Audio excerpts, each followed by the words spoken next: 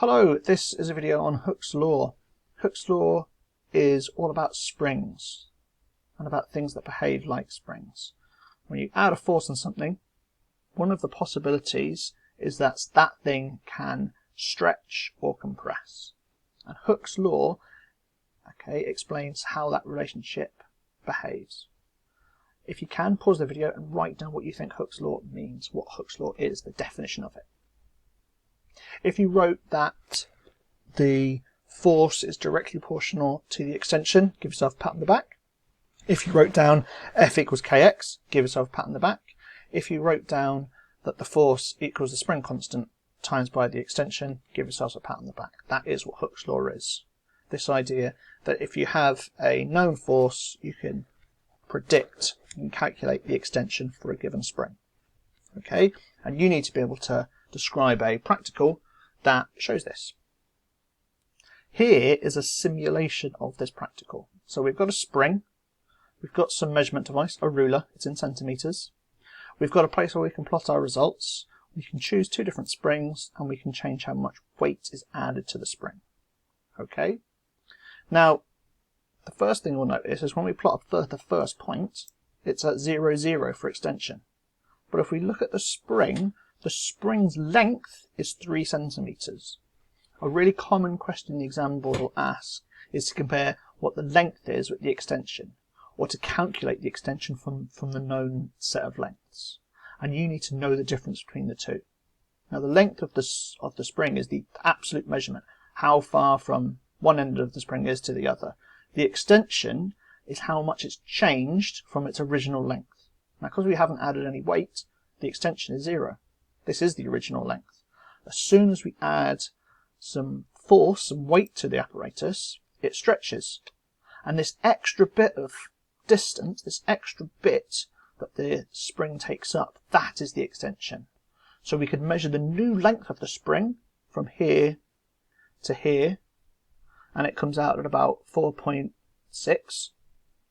We take away the original length, which is about 3, to give us our new length. That's the extension of the spring, and we can plot that as a point. And we can do this for lots of different ranges of results. We go from 0 newtons all the way up to 10 newtons. And I want you to notice something about this line. How can you describe this relationship? What's the relation between the force that I'm changing and my extension that I'm measuring? What's the relationship between those points? If you said it's directly proportional, you are right. It is a straight line. It goes through 0. Okay. Now, we can do it for a similar spring. Okay, we can look at this spring here. Okay, so if you notice the difference, one spring is thinner, one spring's fatter. They're going to have a different spring constant. Okay, so think about, how is this line going to be changed? What might be different about the line? What are the different possibilities? Okay. Now, if we notice that first length is still the same, okay, and my first point will still be the same, but when I add some weight, and I plot a new point, it's slightly different. It's slightly different. It's got a different gradient. The spring constant is different. Oh, that point went a little bit higher than I predicted. I thought it would be going here. And this one went even higher. And this one even higher than that. And on. And this point won't even fit on the graph. It'll be all the way up past 48. Okay? Doesn't fit on this scale. Now you've noticed here, between 0 newtons and 5, it is that lovely straight line relationship, that directly proportional relationship. But after that, it starts to bend. It's no longer a straight line. Okay? It's a curve. And at that point, we're not obeying Hooke's law anymore, okay, because it's not directly proportional. Okay, and that's really important that you can see that difference. That here we've got this straight line and it stops obeying Hooke's law somewhere here. Now there's a couple of ways we could improve the results of this experiment. There's a couple of ways we could improve our analysis. Okay, the first one, we can use a better ruler. We can use a ruler that's got millimetre divisions, so it's more precise. Okay, that's one way we could improve it. Another way we could improve it would be to take more readings between these forces. So instead of increasing every newton, we could go up in half a newton. We could go up in 0.1 of a newton. And we could fill in the spaces between our points here.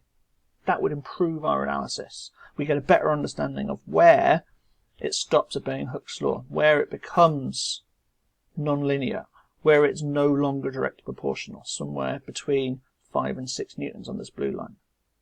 We could also increase the amount of force, especially for this, for spring A. If we increase the total amount of force, we can see where this spring stops obeying Hooke's law. We can see where it stops being directly proportional. And we could also take a new set of results, so we could take an average. Okay, so we repeat our experiment to find an average. You cannot just say repeat the experiment to make it better. You cannot just say use the results to find an average. You need to be really specific and improve it. Repeat the readings to find an average. Those two things together to improve your experiment. Here's a different set of results, okay, just with those things highlighted. So we've got load, which is the weight or the force.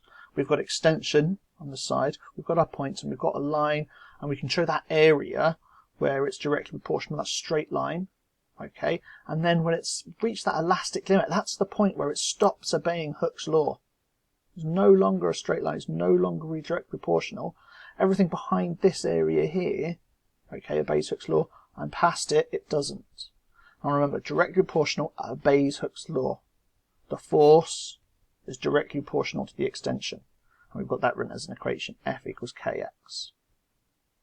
Now, to complicate things, because sometimes physics can be a bit confusing, for no real good reason, okay, you'll be expected to look and understand and interpret graphs, just like we had before, where we've got extension up the side and weight along the bottom, but also where we have force up the side and extension along the bottom.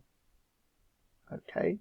Now in this experiment, we changed the weight on purpose. We, to do the experiment, varied this weight, and the result we got was the extension. Okay. So this would be our independent variable, the weight, the load, the force. Okay, and the dependent variable would be the extension, the thing that we are looking to see if it changes. Our control variables will be things like the temperature of the spring, the way we're doing that measurement, okay, how accurate we are at controlling each of the increase in forces. Those would be our control variables.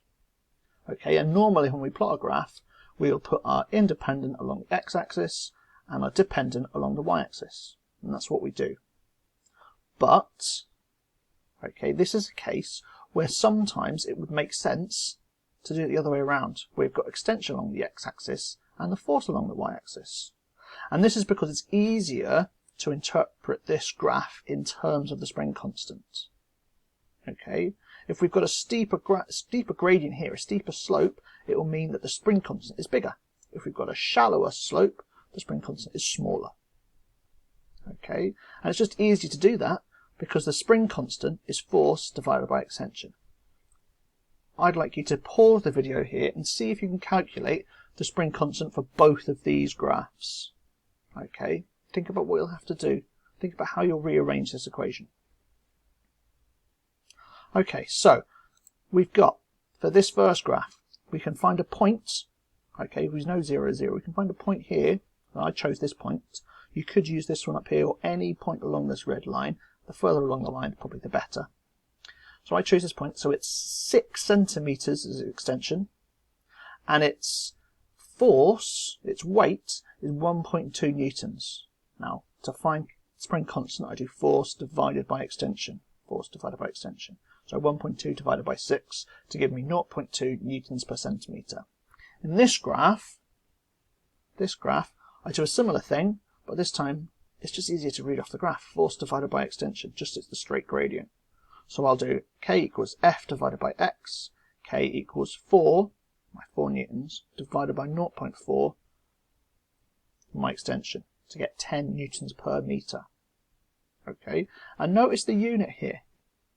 Notice the unit. I'm in newtons per meter on this side because my extension's in meter. I'm in newtons per centimetre on this side because the extension is in centimetres. You need to be able to change those units. You need to be able to see what units you're working in and be consistent with it. Okay? Thank you for listening. Take care.